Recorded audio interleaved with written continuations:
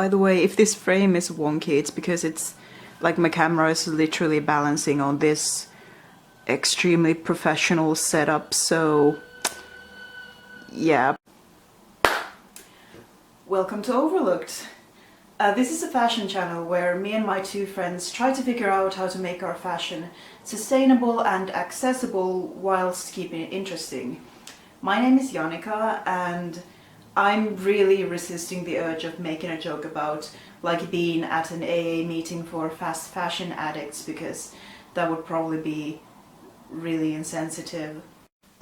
So I've decided I'm not gonna buy any new clothes this year, which is gonna be its own separate video, but I had $60 of store credit at Fashion Nova because of some prior returns, and I basically just wanted to use them because I'm a paranoid broke bitch and I was scared that they would disappear or something. So technically it's money that I've given to the company before this year, and now I only paid for shipping and customs, which I have arbitrarily decided doesn't count.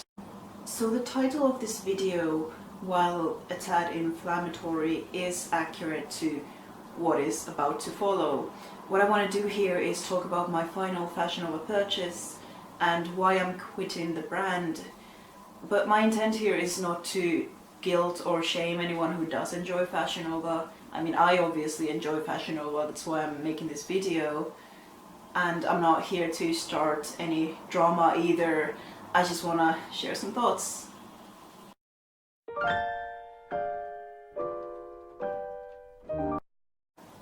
So you don't need me to explain to you why fast fashion is bad.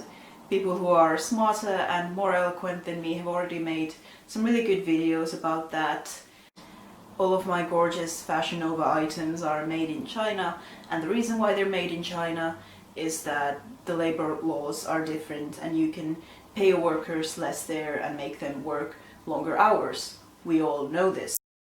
In terms of the environment, it would be one thing if Fashion Nova was based in the UK at least, but obviously it's an American brand, which means that the clothes are shipped from the factory in China to the storage unit at USA, and then it's shipped to the UK for me specifically, which makes the carbon footprint even bigger than what it would be if I was based in the US. So by now you may be wondering, why is this video singling out Fashion Nova when these issues apply to literally every other fast fashion brand out there? Well, the answer is because their stuff makes my ass look good. That's it. That's literally all there is to it.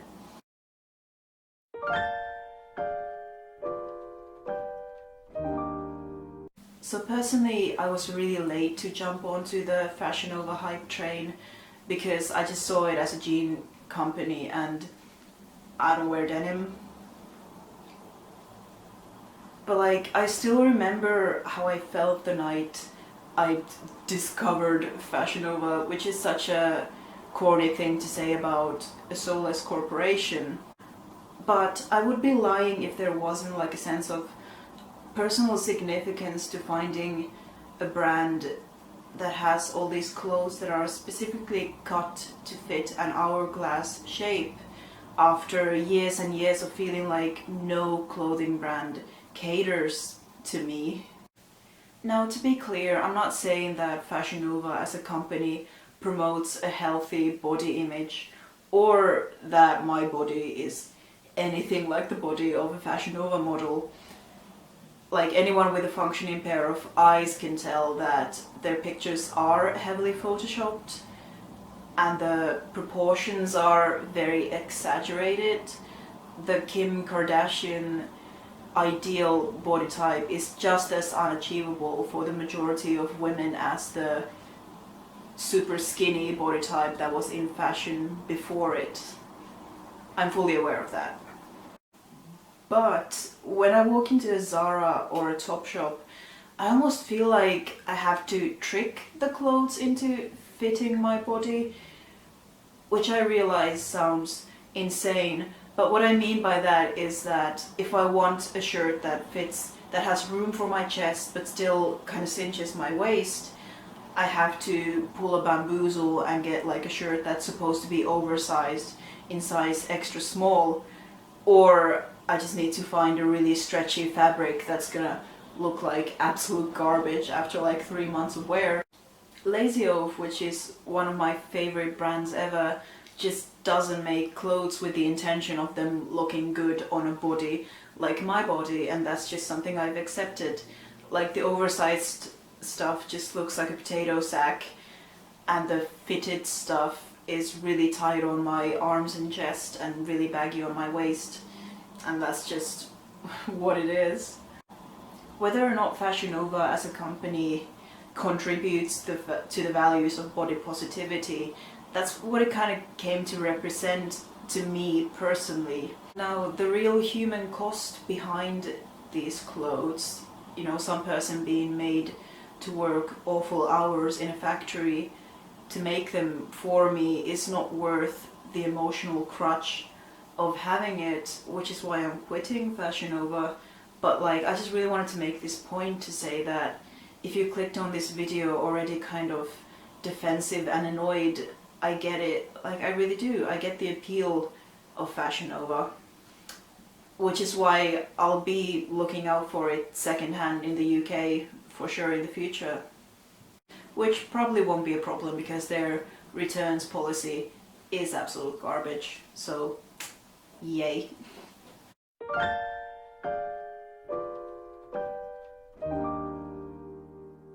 So a couple months ago I had a really good conversation with Laura where she made the point that if you're going to support unethical business, which we all do from time to time inevitably, maybe the most important thing is to be thoughtful about it so that you're getting pieces that you're going to get maximum wear out of instead of just consuming copiously.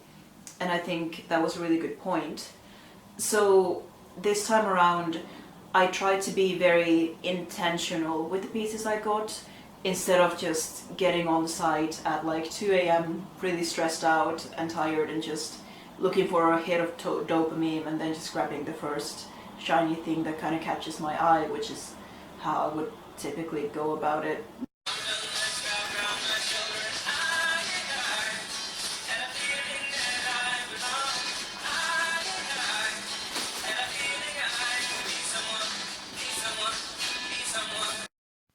So the first thing I got was this white pleated midi skirt.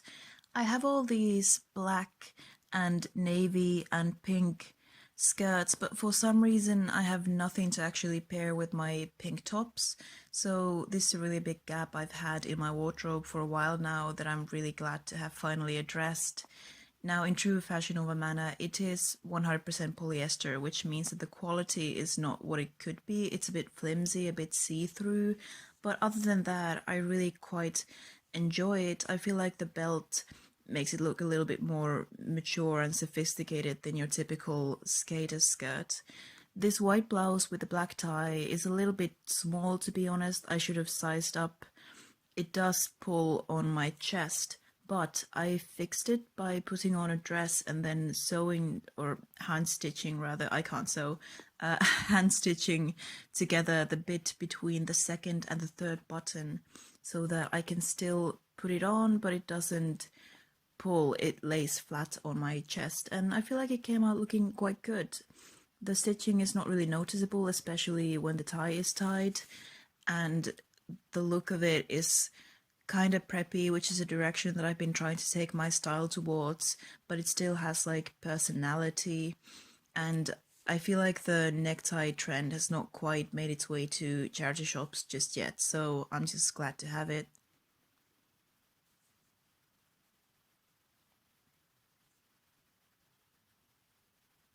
Lastly, we have this mustard midi dress.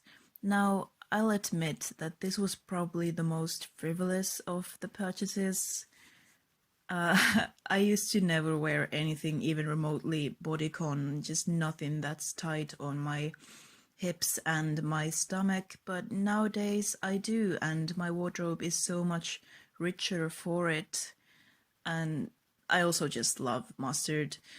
I like to pair it with a cardigan, especially on the days when I'm feeling a bit insecure about my back.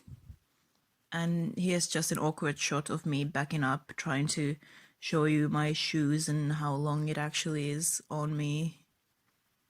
There we go. Nice. And that's what I had to say about that. If you haven't seen Laura's decluttering / wardrobe tour / unpacking video from last week, I really recommend checking it out. And next week Ellie is gonna introduce us to her winter wardrobe, so look forward to that. I'll see you in a couple of weeks, and thanks for watching. Bye.